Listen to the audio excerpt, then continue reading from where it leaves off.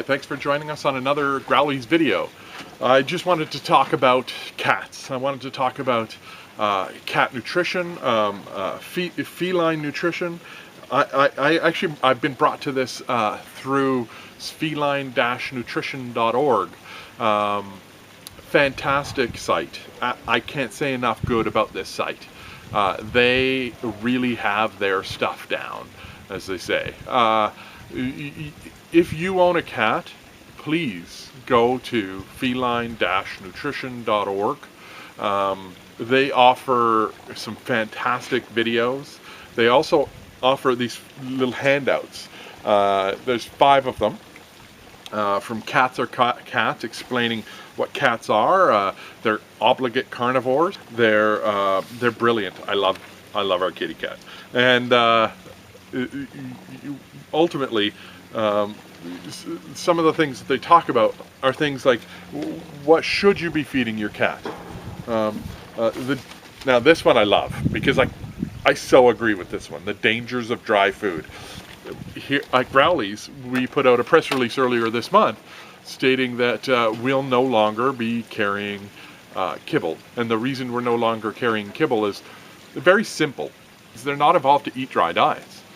Now, we can have a very long discussion about the quality of the ingredients in the dry pet foods, which are, to be quite frank, not the greatest ingredients, and also often not bioavailable. In what I mean by that is the proteins or the foods in them are not of very good quality, and hence they're not outrageously digestible or available to the animal that eats them, and so they generally just pass through, and the animals often end up overeating because they're not getting what they need from their food. Dry foods do a hell of a lot to our cats and dogs. The chronic or daily dehydration not only, really takes a toll on their joints, because that's where the moisture comes from. If you feed them a dry food, where does the moisture to digest that food come from? It comes from that animal. And so what I'd say is that, the joints, the organs, that animal's whole body gets dehydrated every single solitary day, and through that dehydration, or through that, Maggie, would you leave him alone? Sorry, my dog is harassing my cat. Through that daily dehydration, years of daily dehydration really shortens the lifespans of our animals. I mean, it's as simple as that. So we at Growlies don't sell it anymore. We've stopped ordering it at the beginning of this month, and we should be fully out of the product by the end of this month. And to be honest, I think bringing it in was a mistake in the first place. We were learning, and we still are learning. And we will change what we do based on the facts as they come up. And those dry diets just aren't any good. And so we do anything better than dry now. Freeze-dried, dehydrated, canned, and of course the best, raw. And for cats, there's really only the one option, and that's raw. Raw meat, fat, bone, and organ. And that means that your cat needs to chew through bone. So a good chicken neck. My cat, he's just a normal 10 to 12 pound male cat, eats the small end of a turkey neck, has no problem chewing through all that good meat and bone to get to his healthy meal. These guys at feline-nutrition.org, raw feeding for beginners, and transitioning to a raw diet, 2 fantastic documents everybody should have. And what we're working with right now, what we're working with feline-nutrition.org on right now is getting these as handouts at Growlies, so that we can help, working with feline-nutrition.org, help to educate our community about their obligate carnivore and how to properly take care of them. Thank you for joining us today. We're going to have an interview segment after this, and if you have any questions or would like to find out more information about Growlies, don't hesitate to contact us through growlies.ca, Facebook/Growlies, Twitter/Growlies or YouTube/Growlies. You can find us anywhere. Growlies. Thank you for watching. Today I'm here with Deb from K9HQ, doggy daycare here in Victoria, and we're happy to have her join us today. Thanks for joining us, Deb. Well, thanks for inviting me. Much appreciated. So if you could, tell the viewers what K9HQ is all about. K9HQ is a doggy daycare. So we have people that drop their dogs off that spend the day with us. They are here not so much as a babysitting service, but as a social aspect to their life. Socialization is so important. Exactly, and a lot of people don't understand what socialization is. So dogs come, they play with dogs of similar size. So we separate large and small dogs. That's important. It is important. I know many Jack Russells or little dogs that play with big dogs, but let's face it, when push comes to shove, if something goes wrong, we know who the loser is. Yeah. So we do separate large from small, and it's based on size as well as temperament. And one of the things is that they are managed. The play is managed so that bullying doesn't happen, and that's one thing is what is bullying. Many people don't understand what bullying is, and we do consent tests constantly throughout the day. So if two dogs are playing and it looks like they're having a fun time, we'll still interrupt them or disrupt them.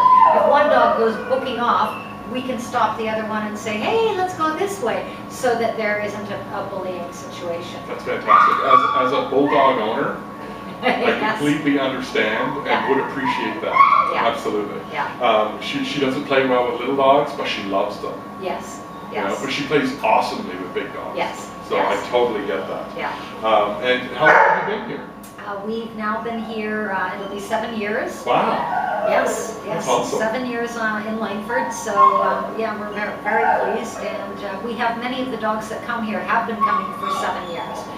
Although a lot of times people will bring their puppies, and then once the puppies are no longer destroying the house, then they'll start to keep them home a little bit more, and then we might see them once a week. Sure. Just for a social aspect. Sure. Now, I also know that you choose real food diets over some of the commercially prepared diets available. Yes, yes. So tell me why. Well, for me personally, the first time I heard anything about, gee, there might be something with quality or lack thereof in commercial foods, a woman came to our training class and talked about ethoxyquin. Yes. So this was way back. Preservative for fish. Yes, exactly. It was many years ago. I think we're pushing 20 years ago. And I started doing a little bit of research, and then I started finding out, that maybe you should add some greens to your kibble. So I started doing that, and I think I wholeheartedly started doing some serious research into kibble back in around '96. There was a expose, I think it was 60 Minutes, Sure. did an undercover investigation With into AFCO. Yes, Yeah. yes, exactly.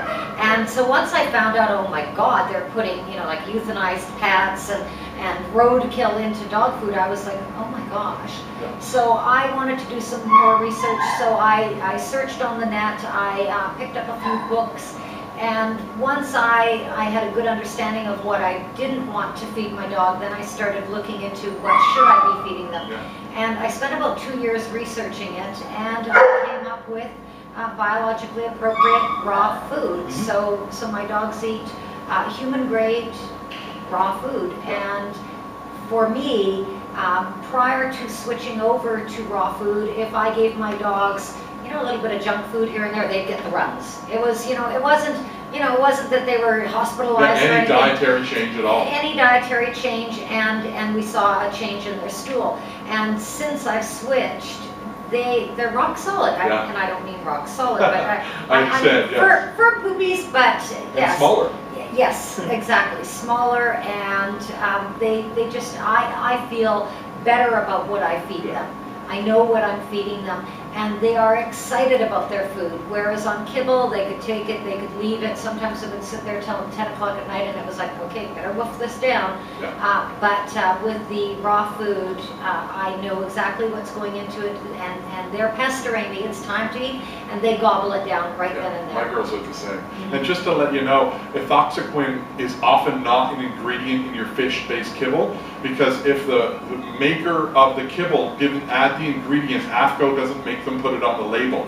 So if you have a fish-based kibble and it's from the US, ethoxyquin has to be added to fish that is not meant for the human food chain by the manufacturer of that fish meal.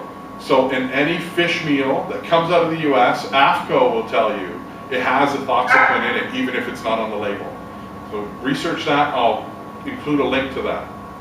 Yes, and interesting, when I first heard about ethoxyquin, I was looking at all the food ingredient lists, and the last one that I actually saw it listed on was a vet product, which I was very surprised, and it wasn't a fish product, it was a vet product, and I had heard that it was a rubber hardener, but regardless, and you know, it's allowed as a minuscule amount to a certain degree in people's foods, because somehow it can maybe get in there through some sort of processing, but it's not supposed to be. Kind of like melamine is, you know, it's supposed to make desks. Well, that's actually what started Growlies, was that melamine scare in 2007. Yeah. That's how we started getting into it all. Yeah. So, Deb, thank you very much. My pleasure. I appreciate it. Now, what's the link? So, I always include a link in our description on YouTube and on our website. Oh, okay. For your website. Oh, okay. But for those who don't find the video via those two avenues, how do we find you?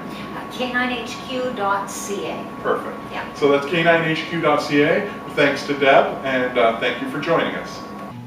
Today I want to introduce Bruce's Meeting Place. It's one of the 3 Vancouver Island brands of raw food that we carry here on the store today.